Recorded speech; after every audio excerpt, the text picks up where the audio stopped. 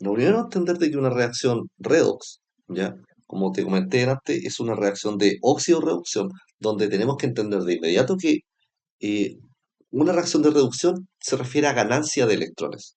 Que algo se reduzca quiere decir que está ganando electrones. Mientras que hablamos de una oxidación cuando una sustancia está perdiendo electrones.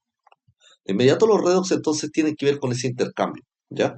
Aquí partimos primero entendiendo que el área que estudia todo esto es la electroquímica, ¿ya? Ya que todas estas reacciones químicas que se llevan a cabo están asociadas como a intercambios de electrones. Entonces nosotros esos intercambios de electrones tenemos que relacionarlos con la corriente eléctrica que puede generar una reacción en sí y cómo esto lo podemos ir aprovechando. Acá nos ponen reacción de reducción y lo representan de la siguiente forma. ¿Qué quiere decir esto? Reducción dijimos que era ganancia de electrones. Podemos ver de inmediato que tenemos una sustancia A a la cual se le está sumando un número n de electrones.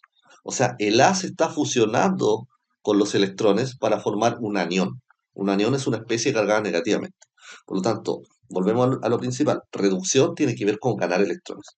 La oxidación sería el proceso contrario, es decir, ¿qué estaremos viendo nosotros? Que una sustancia allí como que estaría restándose los electrones. Para términos de, digámoslo así, como en una ecuación química, no me gusta mucho el concepto de ponerte de que se le están como restando, ¿ya? Preferiría que hablásemos en términos de que lo que realmente está pasando es que en esta parte se están liberando electrones. Me gusta más como hablar en esos términos, como de que la oxidación, cuando tú tienes una sustancia B, esta se transforma en un catión, desprendiendo parte de sus electrones, los cuales están ahí, ¿ya? Por lo tanto, lo primero, en una reacción de óxido-reducción, la reducción es ganancia de electrones y la oxidación tiene que ver con liberar esos electrones, ¿ya?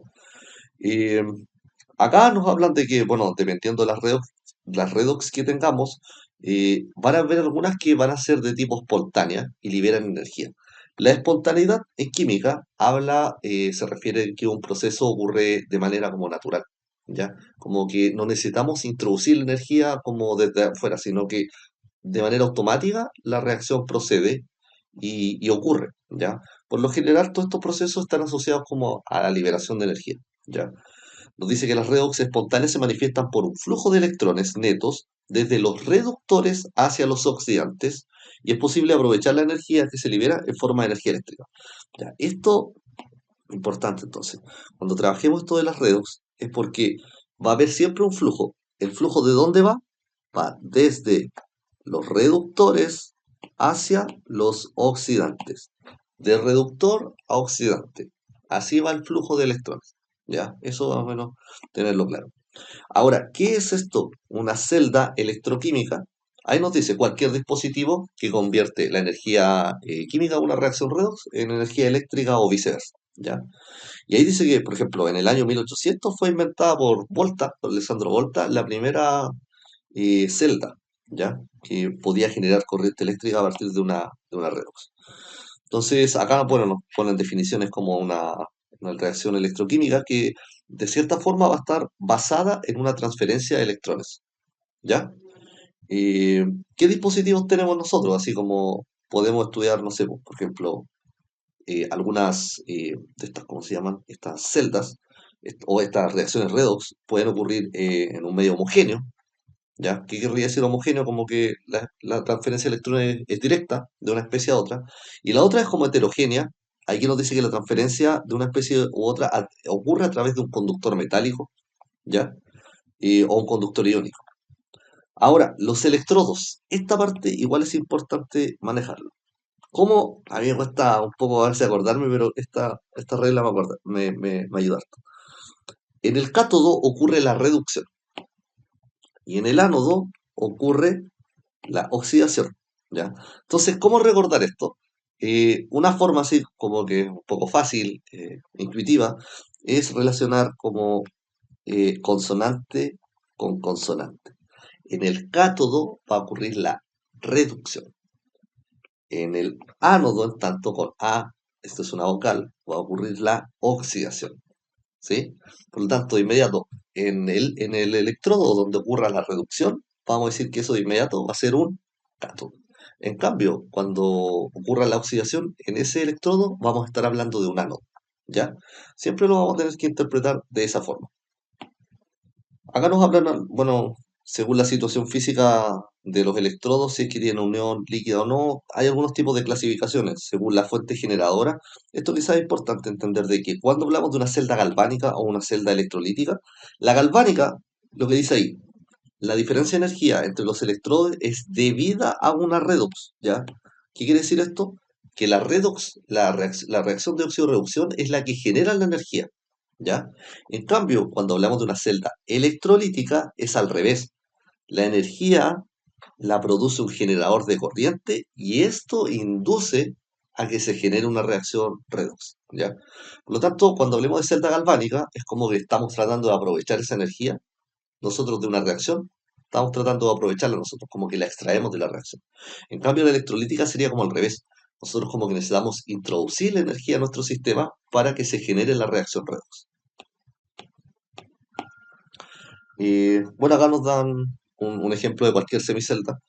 Y recordar entonces, nosotros tenemos un ánodo donde ocurre la oxidación, tenemos el cátodo donde ocurre la reducción. Y bueno, esto igual es importante entender de que el ánodo, ¿qué carga tiene?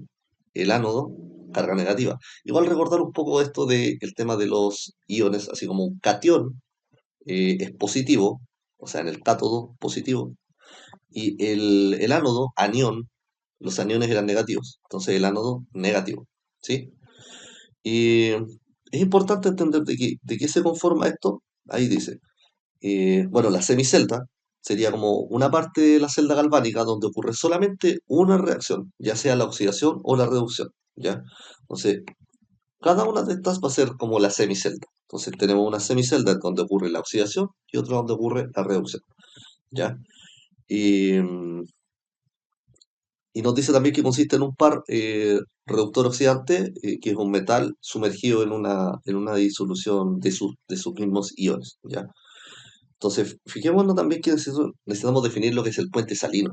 Muchas veces se habla de esto, no se le toma importancia, pero es súper importante entender de que entre estos dos debe haber como un puente, que este se le denomina puente salino, que es como una unión entre estos dos fluidos, ¿ya? ¿Y por qué es que ocurre esto del puente salino? Porque como está ocurriendo una transferencia de electrones, va a llegar un punto en donde esto como que se va, entre comillas, como a saturar. Entonces, lo que hace el puente salino, entre comillas, es como permitir el flujo constante de electrones de un lado a otro, ¿ya? Como que permite que los electrones no solo se acumulen en un lado, sino que también vayan retornando y así se pueda como generar eh, la reacción y no se detenga en este caso. Nos hablan de las semirreacciones, entonces tenemos una semirreacción en el ánodo y una semirreacción en el cátodo. Como dijimos, lo que ocurre en el ánodo va a ser la semirreacción de oxidación. Si nos fijamos en este ejemplo, ¿dónde están los electrones están como productos, por lo tanto es correcto. El tema de que una sustancia, un ánodo, libere electrones, al estar liberando, estaría oxidándose. En el cátodo, en tanto, habíamos hablado de que se producía la reducción. Si estamos hablando de reducción, estamos hablando de inmediato de que la sustancia eh, está como aceptando esos electrones. Y esto ocurre en el cátodo, precisamente. ¿Ya? Entonces vamos a tener estas dos reacciones que nosotros cuando las sumamos nos va a dar nuestra reacción general. Y para sumarlas tenemos que simplemente como sumar lo que son reactantes con reactantes y productos con productos, pero ver la posibilidad también, bueno, en realidad más que ver la posibilidad, nosotros tenemos que generar que los electrones que se transfieren, que se liberan, sean los mismos electrones que se están aceptando por el otro lado. ¿Ya? De esa forma, en una reacción redox se estaría generando ese traspaso de electrones de unas sustancias a las otras. ¿Ya? Ahora nos dice aquí, por ejemplo, si las disoluciones estuvieran en el mismo contenedor, entonces el traspaso sería directo. ¿Ya? A ver, lo que nos dice. Sería directo, ¿ya? Pero nosotros lo que hacemos, como separamos estas disoluciones, los electrones fluyen externamente, desde el ánodo hasta el cátodo a través del alambre conductor, ¿ya? Y del voltímetro. Y, y lo otro dice que la disolución de, bueno, en este caso de los cationes, se mueve hacia el cátodo y los aniones hacia el ánodo. Sin el puente salino, Esto es lo que comentaba antes. Sin el puente salino se acumularían las cargas positivas en el compartimento del ánodo y las negativas en las del cátodo. Por eso es que nosotros necesitamos el puente salino, porque el puente salino lo que está haciendo va a ser de alguna forma como generar un traspaso como de sustancia que nos ayude como a equilibrar las cargas, para que no quede muchas cargas concentradas en un lado, sino que se genere un traspaso de materia, que esa materia va a ir acompañada también con cargas que nos permitan seguir generando como el ciclo. Ahora nos hablan de, bueno, experimentalmente cómo nosotros entendemos lo que ocurre en una redox. Y lo que hay que entender, quizá la analogía es entenderlo con la energía potencial. La energía potencial tiene que ver como con la altura. Entonces, uno entiende de que si yo dejo, no sé, como tengo una pelotita, en este caso es como este carro, este, como el parque de diversiones, este carro, de carrusel.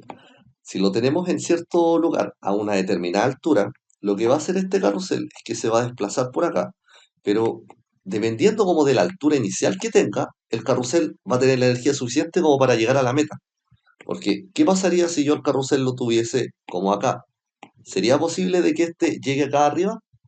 Sería mucho más difícil, ¿ya? O sea, de hecho necesitaría como energía externa.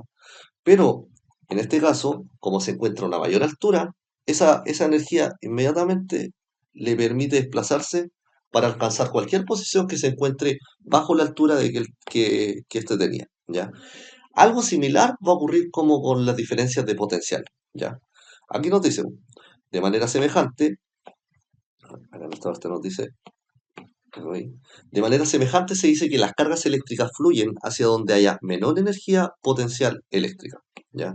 La energía potencial de los electrones es mayor en el ánodo que en el cátodo, ya que en ese sentido fluye por el alambre. La diferencia potencial entre los electrodos, esto se mide en voltios, y como la diferencia entre dos electrodos proporciona la fuerza motriz que hace moverse los electrones en un circuito, a esta diferencia potencial se le llama FEM o fuerza electromotriz. ¿Ya? Siempre nos va a aparecer eso como de FEM, y es la manera en que nosotros tenemos de medir como la energía que entre comillas podríamos nosotros como rescatar de una reacción química o que nosotros necesitamos como inyectarle a un recipiente para que ocurra otra reacción. ¿Ya? Ahí nos dice, pues, la FEM de una celda se calcula como la diferencia entre el potencial del electrodo donde se produce la oxidación, o sea, lo que está en el ánodo, y el electrodo donde se produce la reducción, o sea, en el cátodo. Cada vez que nos pidan a nosotros calcular la FEM, esta formulita tenemos que aprenderla de memoria. La FEM va a ser la, la- el potencial que tengamos en nuestra celda de oxidación menos el potencial que tengamos en nuestra celda de reducción. No sé, podríamos decir también que en vez de oxidación diríamos como el potencial del ánodo menos el potencial del cátodo también. Otra forma de interpretarlo. ¿Ya? Eh, bueno, aquí nos ponen, por ejemplo, el electrodo estándar. El electrodo estándar se le dice al del hidrógeno. En el caso se estandarizó esto para que en el caso del hidrógeno se dijese que su potencial fuese cero. Este se va a usar como referencia para medir todos los demás. ¿Ya? Entonces, por eso ahí dice que este se puede usar para determinar los potenciales relativos de otros electrodos. Y eh, bueno, acá nos entregan algunos otros ejemplos. ¿Ya? Lo que es importante entender que esto ya está todo estandarizado. Ya se sabe dónde, no sé, nosotros tenemos reacciones que de cierta forma van a tener una mayor tendencia a oxidarse y eso ¿por qué está dado? Porque la sustancia tiene un valor que es más negativo cuando analizamos su potencial de reducción. ¿Ya? Todo esto que estamos viendo son potenciales de reducción. Fíjense aquí, potenciales de reducción. Entonces, mientras el potencial de reducción de una sustancia sea más negativo, quiere decir que la sustancia tiene una mayor tendencia a oxidarse. Y bueno, si lo analizamos acá, bueno, esto tiene que ver un poco con el uso de la tabla periódica, pero veamos, ¿qué sustancias tenemos acá? Como arriba, las que tienden a oxidarse, ¿qué son? Metales. Y si lo vemos, tiene toda la coherencia. Los metales son sustancias que tienden aquí como a donar sus electrones muy fácilmente, tienden a oxidarse. Les es muy fácil oxidarse. Por lo tanto, la tendencia de una sustancia, de inmediato, intuitivamente, podríamos decir que las sustancias se van a oxidar en la medida que tengan como un mayor carácter metálico. ¿Ya? Pero eso en realidad tenemos que verlo de acuerdo a esta tabla, ¿ya? Y por el otro lado, ¿qué tendríamos? Mayor tendencia de las sustancias a reducirse. ¿Qué tenemos acá? Bueno, aquí hay varias sustancias. Tenemos, por ejemplo, flúor, oro, no sé, mercurio. Hay distintas sustancias acá. ¿Y cuándo van a tener mayor tendencia a reducirse? Cuando su potencial de reducción sea mayor. Por lo tanto, si analizamos un potencial de reducción, en la medida que este sea mayor, mayor va a ser la tendencia que tenga este a reducirse.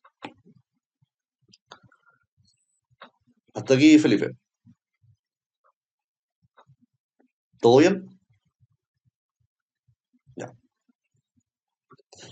Ahora hablamos de lo que sería electrólisis. Y ahí dice que la electrólisis dice el ánodo, que es el electrodo positivo, donde se produce la semirreacción de oxidación, y el cátodo, el electrodo negativo, donde se produce la semirreacción de reducción. Esto es clásico, una reacción de electrólisis. ¿Ya?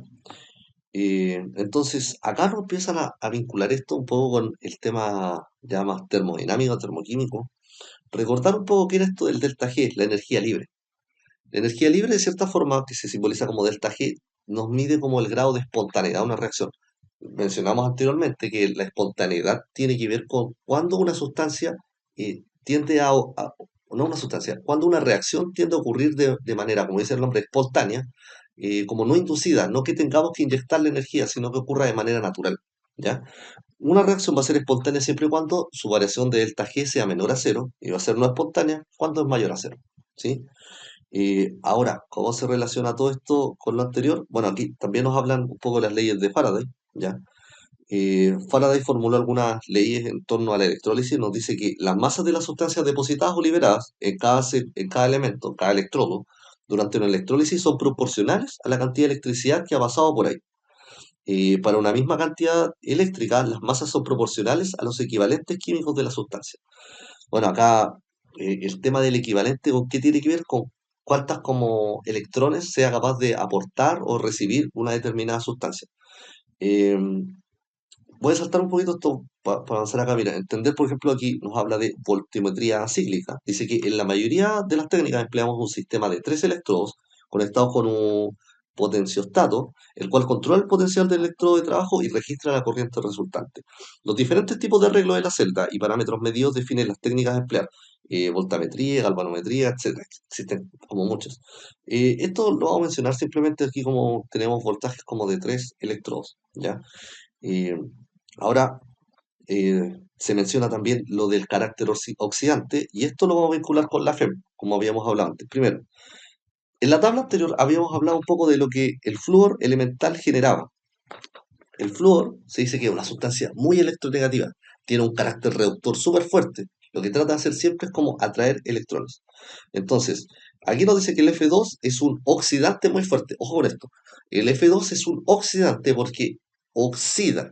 Si oxida al otro es porque él se reduce. ¿Ya? Cuando nos digan que una sustancia es oxidante, no es porque ella se oxide, es porque oxida al otro. Y para oxidar a la otra sustancia, él debe reducirse. ¿Ya? Como dijimos, el flúor le encanta reducirse, por lo tanto, tiene un alto carácter oxidante. O sea, su potencial de reducción, en este caso, va a ser muy grande, va a ser positivo. ¿Ya? Ahora, por otro lado, ¿qué tendríamos? Tendríamos al sodio, por ejemplo. El sodio en la naturaleza, solo en forma oxidada, igual que el litio, ¿ya? En su forma, eh, por ejemplo, el sodio también son inestables, ¿ya? De hecho, tienden como a oxidarse de manera muy fácil, ¿ya? Con muchísima facilidad. Entonces, de esa forma, como tienden como a oxidarse, a perder electrones de manera rápida, de inmediato podríamos decir que son sustancias que, como se quieren oxidar, ellos lo que hacen es reducir, porque entregan electrones a la otra sustancia, reducen al otro, por lo tanto son especies reductoras.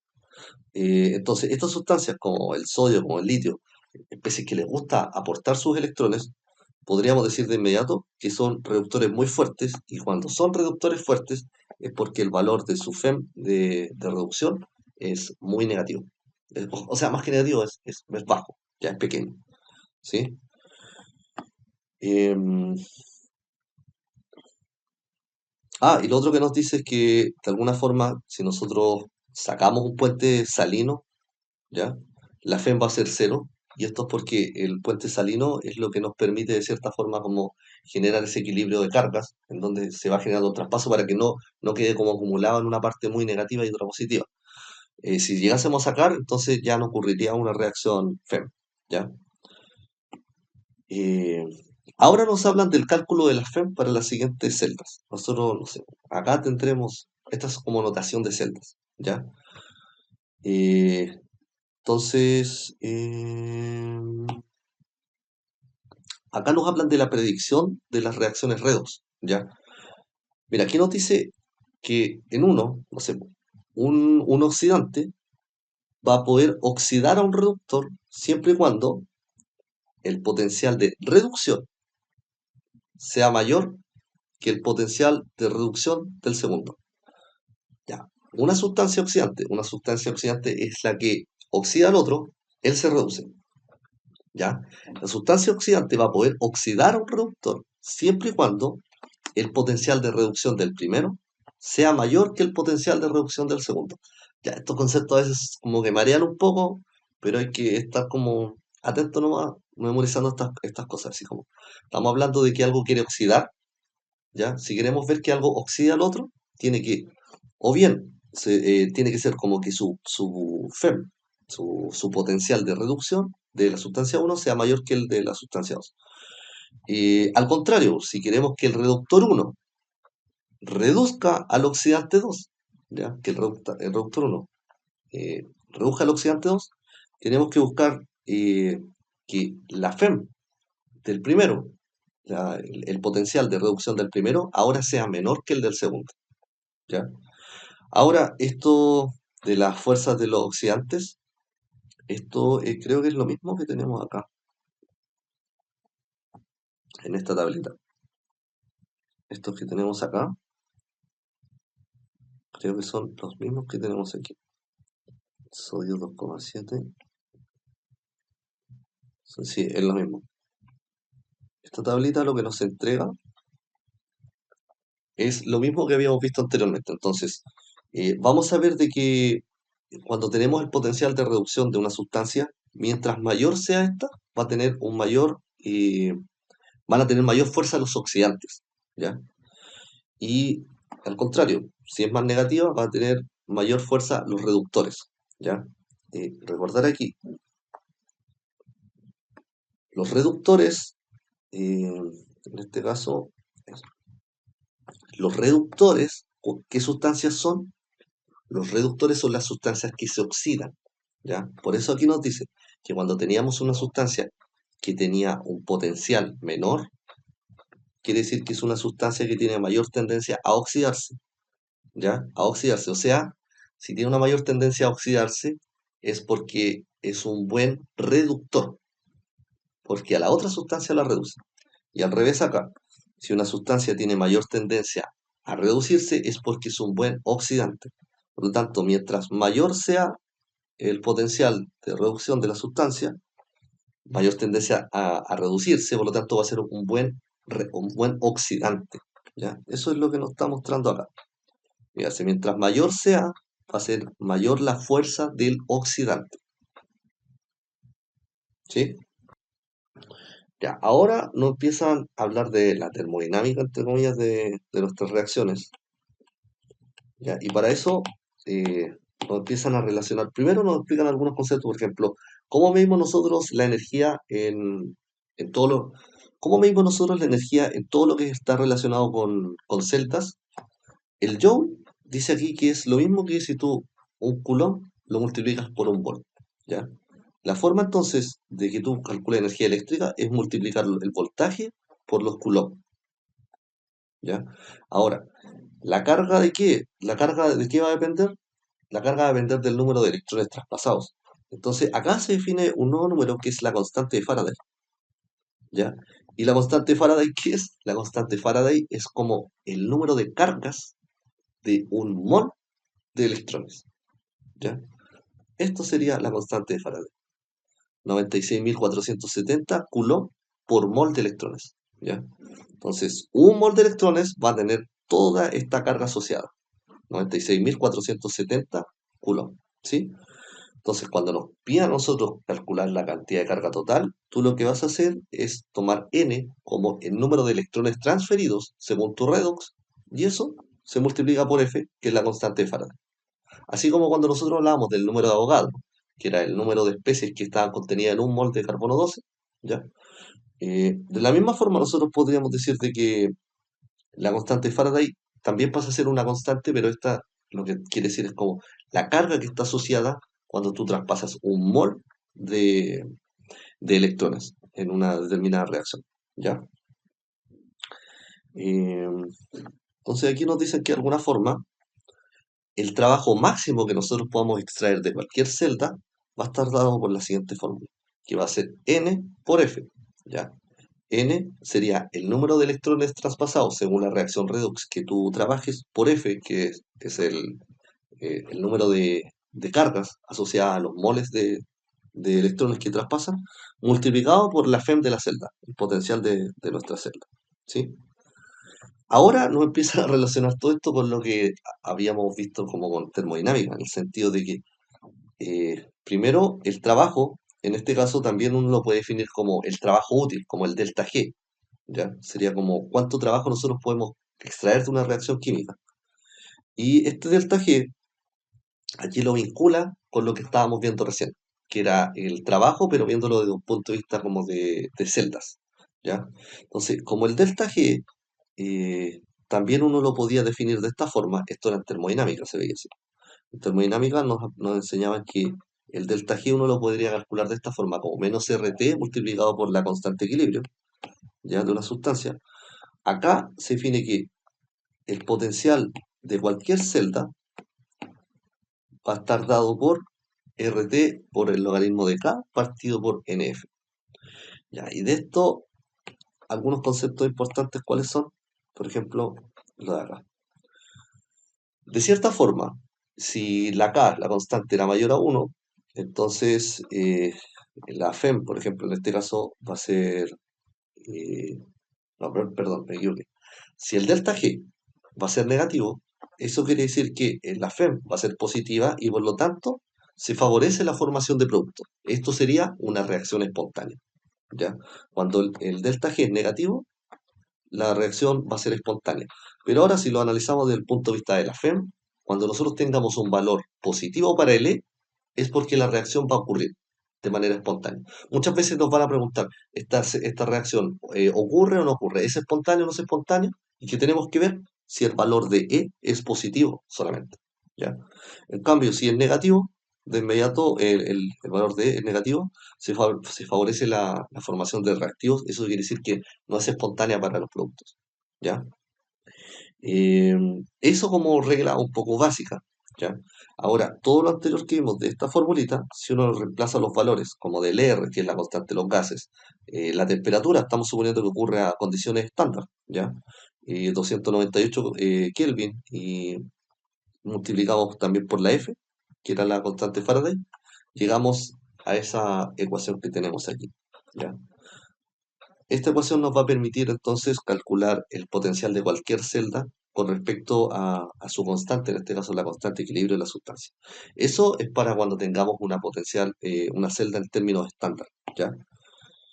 Em, Ahora lo que hay que entender es que no siempre nosotros tenemos una ecuación que está como en equilibrio, ¿ya? Muchas veces la ecuación no está en equilibrio y para eso nosotros vamos a ocupar una nueva ecuación que se llama la ecuación de Nernst, ¿ya? Y esta ecuación de Nernst es la que tenemos acá, ¿ya? Si bien nosotros teníamos esto antes, ¿ya? Esto se aplicaba como termodinámica, que el delta G de cualquier reacción iba a ser como el delta G estándar, en condiciones estándar, y esto nosotros le sumamos el término RT por Q, donde Q era el cociente de reacción, ¿ya? Que quiere decir que es como la concentración de los productos elevado como a sus coeficientes estequiométricos dividido la concentración de los reactantes elevado a sus coeficientes estequiométricos, pero eso no estaba en las condiciones de equilibrio, sino que estaba en las condiciones que te entregaban una reacción química cualquiera, ¿ya? Si nosotros vinculamos esto con todo lo anterior, vamos a llegar hacemos las sustituciones de lo que vimos recién en los diapos anteriores, vamos a llegar a esta ecuación, que nos dice que el potencial de cualquier celda en condiciones en las cuales no está en equilibrio va a ser la FEM de la celda en una condición estándar, pero esto tenemos que restarle RT por logaritmo natural de Q partido en F. El logaritmo natural de Q, o sea, el Q, recordemos que el Q es el cociente de la reacción, que era lo mismo que decir, era como el producto de las concentraciones elevado a su coeficiente estequiométrico, dividido lo mismo, las concentraciones de los reactantes elevados acá a su coeficiente estequiométrico. Esto sería el Q. Y siempre se da cuando tenemos la reacción y no sabemos si es que esta está en equilibrio, sino que pueden darnos concentraciones que no están en el equilibrio. Entonces, con esta ecuación se generaliza el potencial o la FEM de una celda para cualquier redox. ¿Ya? Eh, Acá nos dan algunos alcances, por ejemplo, que si tenemos un Q alto, Q elevado, quiere decir que el potencial de la celda va a disminuir. ¿Ya? Otra cosa que nos dicen es como que en el equilibrio no va a haber transferencia de electrones. O sea, en el equilibrio vamos a tener que L va a ser cero, el L de la celda. ¿Ya?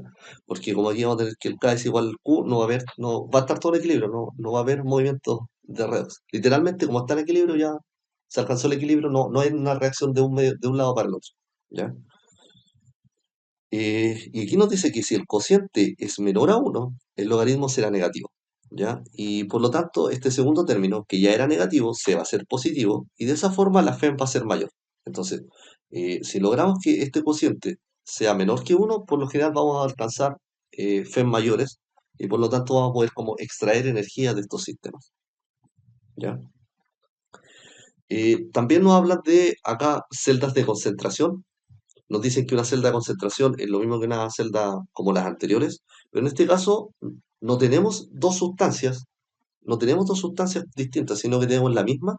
Lo único que cambia es que en una aumentamos la concentración. Entonces, entender un poquito eso. Dice que la reducción siempre se lleva a cabo en el compartimiento más concentrado y la oxidación en el más diluido. Siempre va a ser de la misma forma. ¿Ya? Aquí dice que la tendencia para la reducción va a ser con el incremento del ion Z, en este caso particular, ¿ya?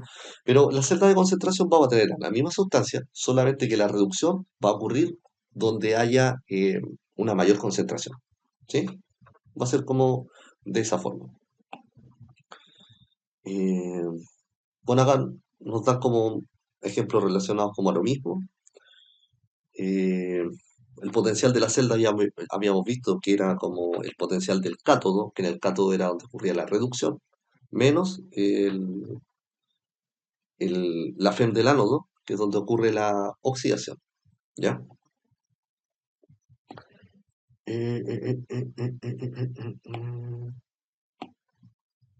Ya, y acá nos empiezan a dar como algunos ejemplos de electrodos, ¿ya?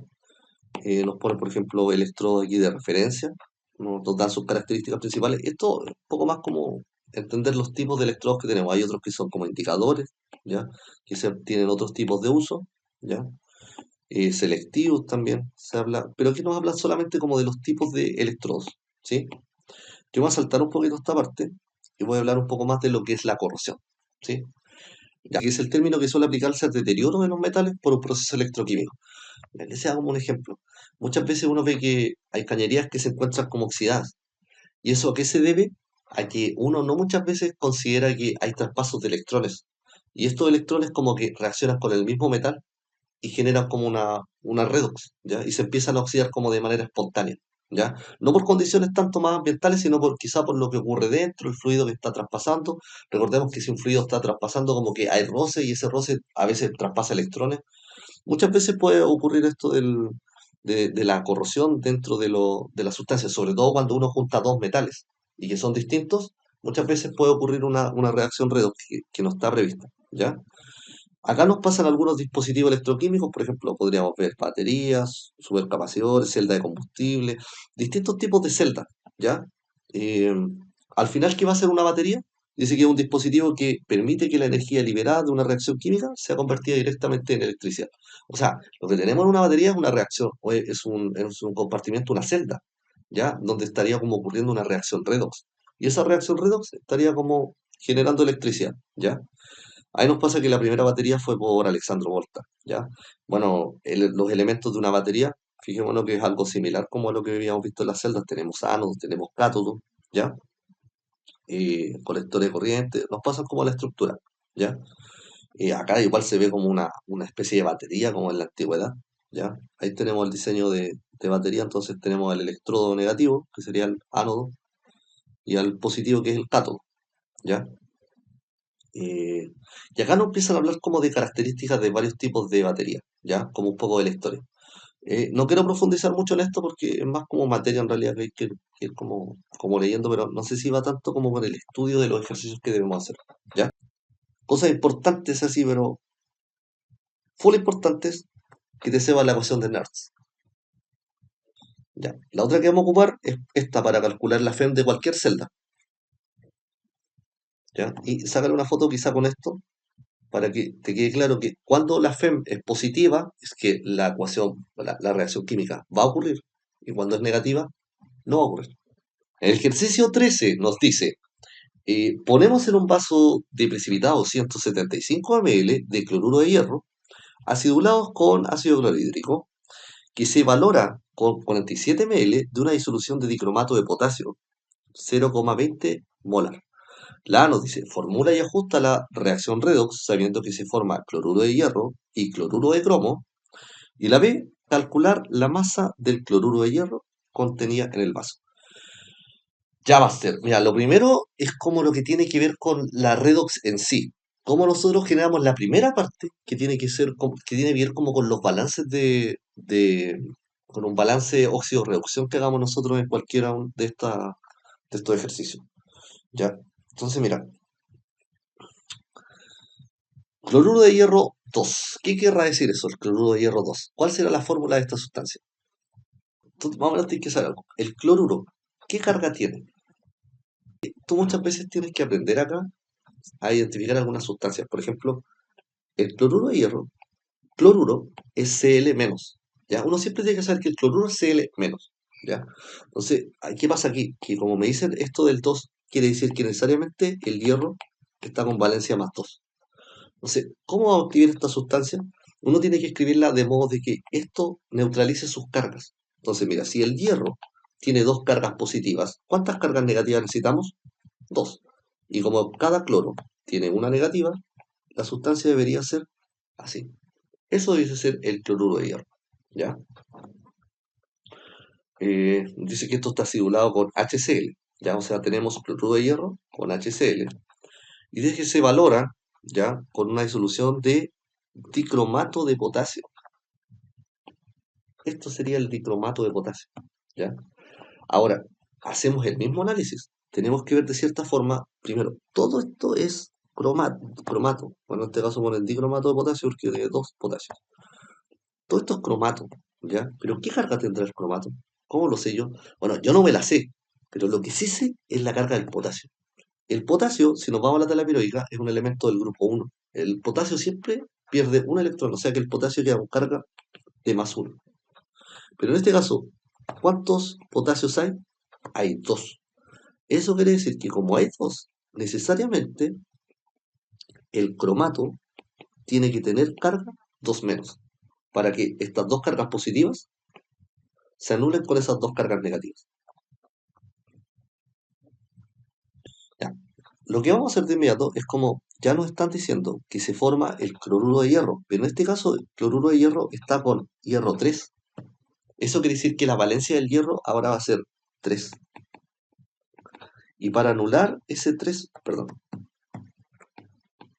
3 más. Y para anular esas tres cargas positivas deberíamos añadir cloro, pero ¿cuánto? 3 cloros. O sea, el cloruro de hierro con valencia 3 sería FeCl3. Eso sería esta sustancia, cloruro de hierro. Y el otro es el cloruro de cromo, que aquí nos dice lo mismo, 3 más. ¿Cuál es el estado en el cual debería encontrarse la sustancia? Quiere decir que el cromo debería estar con carga más 3.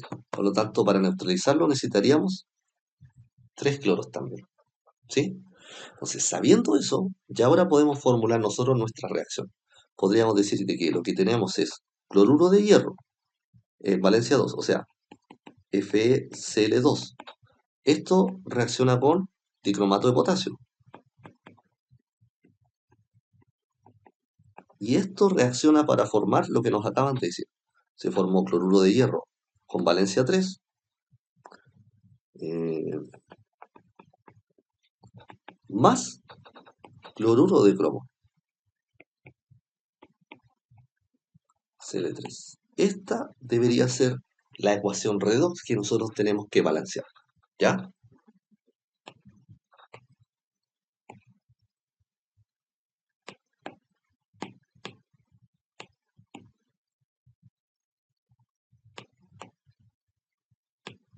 ¿Ya? ¿Todo bien hasta acá? Ya, espera, esto tiene solución, ¿cierto? Ya, vamos a ir viendo aquí. Esta es la 13. Eh, ya, espera, poner como aquí. Oh, está bien. Yo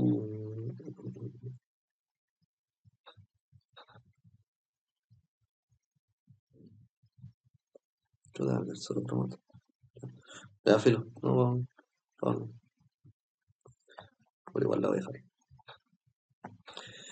Ya, vamos a asumir de que esto está bien. Ah, espera otra cosita. Cromo, sí, cromo 3 más. Ya. Ah, no, sí, estamos bien, estamos bien, estamos bien. Todo bien, viejito. Todo bien. Ya, no sé, ¿preguntas hasta acá? Ya, mira, si no te dan la reacción, tú vas a tener que calcularla así. Tú vas a tener que llegar a esto, ¿ya? Ahora viene la segunda parte, en donde nosotros vamos a tener que separar esto en dos semireacciones. Vamos a tener una semireacción de oxidación y una de reducción. Pero lo que yo comento siempre es como que digo, no me importa al principio saber cuál es la de reducción y la de reducción, la de oxidación y la de reducción en un primer momento. Yo solamente voy a relacionar, por ejemplo, acá tengo hierro, hierro lo voy a relacionar con hierro. Entonces voy a decir que el hierro, FeCl2, reacciona para formar hierro Cl3. ¿Sí? Ya. Ahora, a esto yo le voy a dar un poco más de detalle. Estas sustancias supuestamente están en un medio acuoso. Como están en un medio acuoso, se disocian. Y al disociarse, el hierro pasaría a ser hierro 2 más y se liberarían dos cloros. Que sería aquí como dos cloros menos. ¿Sí? ¿Todo bien ahí? Ya. Y en esta otra parte, ¿qué tendría? Hierro, en este caso sería hierro 3 más, porque nos habían dicho que este tenía valencia 3, más 3 Cl-. ¿Sí? ¿Todo bien hasta ahí? Lo que pasa en esta redox es que yo puedo decir, mira, aquí tengo dos, pero aquí tengo tres. Pero a mí en realidad no me importa que haya uno más en un lado, menos en otro, en un principio. Lo que tengo que ver en una reacción redox, y esto es súper importante, es ver si efectivamente la especie está cambiando su estado de oxidación. Mira, veamos esto. Esta sustancia que es hierro, ¿qué estado de oxidación tiene? Más 2. Pero ahora pasó a un estado más 3.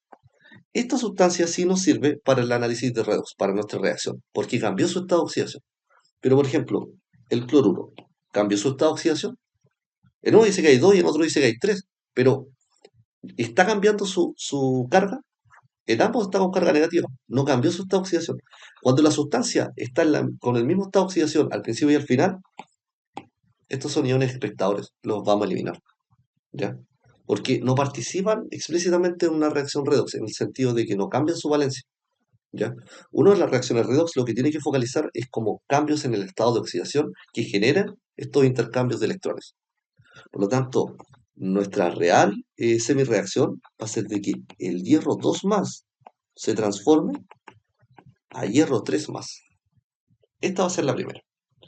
Ya, ahora, fijémonos, tenemos al hierro, por un lado, y tenemos, bueno, al hierro 2 más y al hierro 3 más. Lo que hay que generar es que estos tengan iguales cargas. Acá tiene carga más 2 y acá tiene carga más 3. Entonces, ¿cómo igualamos las cargas? Tenemos dos positivas a la izquierda y tres positivas a la derecha.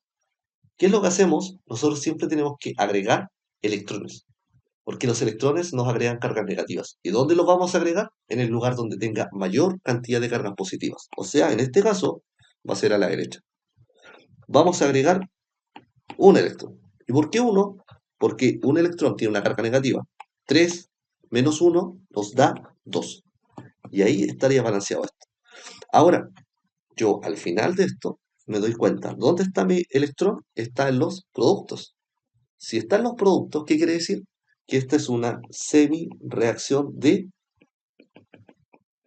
oxidación, porque está liberando electrones. Si los electrones están en los productos, eso quiere decir que se están como liberando, ¿ya? Por lo tanto, necesariamente la otra reacción, semi-reacción de reducción, necesariamente la otra va a ser mi semi-reacción de reducción, ¿ya? Y yo lo voy a anotar tal cual. Voy a igualar lo que es el cromato acá con el otro, que sería acá, con este aquí, estos dos. Vamos entonces, yo tengo acá K2, CR2 o 7 que reacciona con cromo Cl3. Esto siempre va a estar en un estado acuoso, ¿ya? Ahora, como está en estado acuoso, yo lo disocio en iones. Esto sería 2 de potasio más el cromato acá, sería 2 menos, y esto forma aquí cromato 3 más, y aquí tengo 3 de Cl menos. Ya, lo que pasa a mí, bueno, ya como que lo sé un poco en parte de la experiencia, fíjate que el potasio como que no aparece como producto, y el cloro tampoco aparece como reactante. Entonces, estos dos van a ser iones espectadores. Y lo que tenemos que ver cómo son como los estados de oxidación. Mira, en este caso voy a hacer un pequeño cálculo de estado de oxidación para este, solo para verificar que cambie el estado de oxidación del cromo. Ya, no es necesario, pero lo voy a realizar. La sustancia aquí nos dice que es el cromato es Cr2 o 7,2 menos. ¿Qué quiere decir esto? Que yo lo que tengo acá son 2 de cromo, que es la especie que yo quiero saber su estado de oxidación, más 7 de oxígeno. Y esto siempre me va a dar la carga que tenga nuestra sustancia. En este caso la carga es -2. ¿Sí? ¿Me vas siguiendo con eso? Ya. Ahora, lo que hay que saber es que, por ejemplo, en el caso del oxígeno, el oxígeno siempre va a tener cargas negativas de -2, a menos que sea un peróxido. Pero un peróxido es cuando un oxígeno se une con otro oxígeno, pero te tienes que decir como que es peróxido algo, ¿ya? En este caso particular, vamos a decir que siempre el estado de oxidación del oxígeno va a ser de -2. Entonces va a ser 12R más 7 por -2. Y esto va a ser igual a -2. Entonces, vamos, sería 2 de cromo más 7 por -2. Esto sería -14, es igual a -2. Esto es como una ecuación. Voy a pasar el -14 al otro lado. Como es negativo, va a pasar positivo. Me va a quedar 2 de cromo son 12. Y si dividimos todo esto por 2, me da que el cromo tiene 6. O sea, su estado de oxidación es de +6. ¿Ya? Entonces, si nos fijamos, pasó de un estado de oxidación de +6 a un estado de oxidación de +3. Ocurrió un cambio en el estado de oxidación, por lo tanto, esa sustancia sí me interesa a mí para hacer el análisis redox. Y ahora vamos a hacer el balance para este, ¿ya? Para este va a ser un poco más complejo. ¿Por qué? Porque no solamente tenemos a la especie de cromo, que hay que balancearla, como en el anterior, era hierro, hierro, nada más. En este caso, este cromo está acompañado de oxígeno. Entonces, vamos desde el principio. Yo voy a anotar acá Cr2O7, 2 menos. Esto se me transforma a cromo 3 más. Lo primero balanceo mi sustancia principal, que en este caso sería el cromo. ¿Yo cuántos cromos tengo al reactante? Tengo 2. En cambio, en mi producto tengo 3. O sea, perdón, tengo 1. Tengo 3. Tengo uno solo. Hay un cromo al principio y 2 acá. Por lo tanto, yo tengo que igualar esas especies. Yo voy a poner que hay 2 cromos acá al final. Ya, eso por un lado. Primera especie principal está balanceada. Luego seguimos con lo que, no sé, en este caso sería como el oxígeno. Ya, balanceamos oxígeno. Y para balancear oxígeno, siempre lo vamos a hacer agregando agua donde falte oxígeno. En este caso yo tengo 7 oxígenos a la izquierda. Yo voy a agregar 7 aguas a la derecha. Ahí yo ahora voy a tener 7 oxígenos a ambos lados. Pero agregué agua. Y si agregué agua, estoy agregando ¿qué cosa? Hidrógeno. ¿Cuánto hidrógeno estoy agregando? Estoy agregando 7. Por lo tanto, perdón, no 7, 7 por 2. 7 moléculas de agua, como cada molécula tiene 2 átomos de hidrógeno, 7 por 2 son 14. Yo entonces a este otro lado tengo que agregar 14 protones, 14 hidrógenos, y esto lo hago en forma de protones, de H+. ¿sí?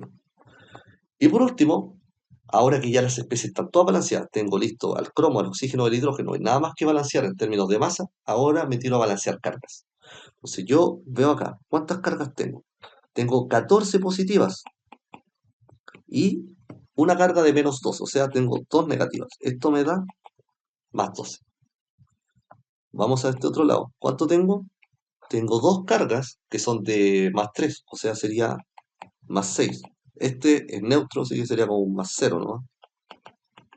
Tengo 6 positivas. ¿Qué tengo que hacer yo? Donde tenga mayor cantidad de cargas positivas, se agregan electrones para bajar esas cargas y que quede igual en ambos lados. Para que el 12, en este caso el 12, se transforme en un 6, yo tengo que quitarle 6. O sea, tengo que agregarle 6 electrones. Recordemos, los electrones son negativos. Y como son negativos, entonces eh, eh, se pasaría como restando a este número 12 que tenemos. Y ahora sí, esto que me quedó acá va a ser mi semi-reacción de reducción. ¿Ya? Entonces tengo mi semi-reacción de reducción y mi semi-reacción de oxidación. Ahora, lo que hacemos, el último paso, es generar el balance, pero de electrones. Entonces, mira, acá ¿cuántos electrones hay? Hay 6, pero aquí hay solamente uno, ¿cierto? Entonces, lo que vamos a hacer es que tenemos que generar un balance de modo que los electrones se equilibren en ambos. Entonces, yo la ecuación de arriba la voy a multiplicar por 6. Y mira, me va a quedar ahora. Si todo lo multiplico por 6, me va a quedar 6 de hierro 2 más, nos da 6 de hierro 3 más 6 electrones. Y esta ecuación la anoto tal cual. En este caso sería 6 electrones más 14H más Cr2O7 2 menos, me da 2 de cromo 3 más 7 de agua. Y ahora el remate. ¡Pum, pum! Se me fueron los electrones. Yo sumo todo hacia abajo. Entonces, ¿qué me fue quedando? Me quedaron 6 de hierro 2 más, 14 de H más, Cr2O7 2 menos. Y esto me da 6 de hierro 3 más 2 de cromo 3 más 7 de H2O. ¿Esto qué es? Esta va a ser mi ecuación redox balanceada, ¿sí? Entonces, ya, para la vez, ¿qué dato importante necesitamos? Mira, dice que esto se valoró con 47 ml de qué? De esta sustancia de dicromato de potasio con esta molaridad, 0,20 molar. Recordar entonces, ¿cómo nosotros relacionamos volumen con molaridad? A través de los moles. Los moles son igual a qué cosa? A la concentración por el volumen. La concentración me decían que era de 0,20 mol partido litro.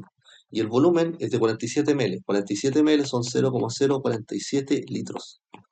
Eliminamos esto y me da la cantidad de moles. ¿Cuánto nos daría esto? Sería algo así como 0,0094 moles. ¿Y estos moles de qué serían? De cromato, dicromato de potasio. Ya, y ahora viene el remate que es súper fácil. Es hacer una regla del simple, porque mira, si teníamos esta sustancia que nos diga que se tituló con esto, quiere decir que esto todo reaccionó. ¿Y esto dónde está en nuestra reacción redox? Acá. Entonces de inmediato nosotros hacemos una relación que dice como, mira, uno de estos de cromato reacciona para formar cuánto del otro, la sustancia que nos están pidiendo es como cloruro de hierro. El cloruro de hierro, ¿por qué se representa? A través del hierro 3 más. Entonces, de inmediato nosotros decimos, ah, aquí está la relación talista. Decimos así como que un mol de cromato de potasio va a reaccionar para formar 6 moles. ¿De qué? De cloruro de hierro 3 más. ¿Ya? Ahora, bueno, literalmente tenemos lo que se ocupó. ¿Cuánto es? 0,0094 moles de K2Cr2O7 y esto forma X. Entonces, ahora calculemos cuánto nos da. Ya, esto multiplicado por 6, ¿cuánto sería? Se formaron todos estos moles de cloruro de hierro. Entonces, ya, y como me están pidiendo en realidad la masa de cloruro de hierro que estaba contenida en el vaso, pero era el cloruro de hierro 2 más. Yo aquí tengo la relación clara ya. Tengo esto, o sea que en realidad debería ser lo mismo, al principio y al final. Yo ya tengo esta sustancia. Entonces, esto también debería ser así como 0,0564 moles de FCl2. Entonces, nosotros tenemos que la masa de una sustancia siempre son los moles por su masa molar. Los moles los calculamos recién, 564 moles. Y la masa molar, en este caso de hierro Cl2, la buscamos en internet, nos dice que es de... Oh, no me aparece. 126,75.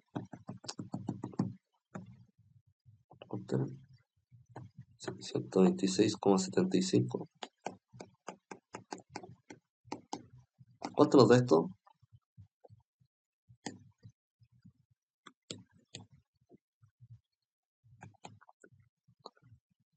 7,15 gramos. Ahí tendríamos la masa de este. Y ahí sí estamos, por loco.